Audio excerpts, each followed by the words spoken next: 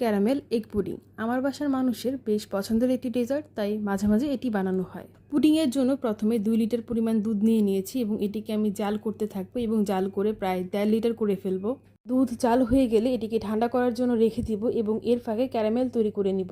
ক্যারামেলের জন্য 1/3 কাপ পরিমাণ চিনিকে গলিয়ে নিয়েছি এবং এটিতে গোল্ডেন কালার চলে আসলে যে পাত্রে আমি পুডিং সেট করব সেখানে ঢেলে নিয়েছি। এবার একটি পাত্রে 6টি ডিম এবং 1 কাপ পরিমাণ চিনি খুব ভালোভাবে মিশিয়ে নিচ্ছি। চিনির পরিমাণ নিজের পছন্দ অনুযায়ী বাড়িয়ে বা কমিয়ে দেওয়া যাবে।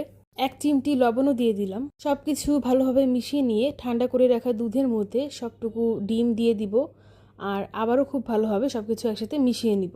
ডিমের কোনো রকম বাজে গন্ধ যেন না আসে, এর জন্য আমি সামান্য একটু ভ্যানিলা এসেন্স ব্যবহার করেছি, তবে এর পরিবর্তে এলাচ ব্যবহার করা যায়। দুধের মিশ্রণটি এবার ছেঁকে আমি ওই মোল্ডে নিয়ে নিব এবং ফুটন্ত গরম পানির উপরে একটি স্ট্যান্ড বসিয়ে পুডিংটি 40 থেকে 45 মিনিট সিদ্ধ করে নিব।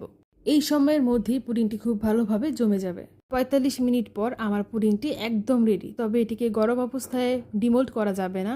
এর জন্য পুডিং সম্পূর্ণভাবে প্রথমে ঠান্ডা করে নিতে হবে। পুডিং ঠান্ডা হয়ে গেছে এবং এটি ডিমোল্ড হওয়ার জন্য একদম রেডি। এই গরমের আরাম ঠান্ডা ঠান্ডা ক্যারামেল এগ পুডিং।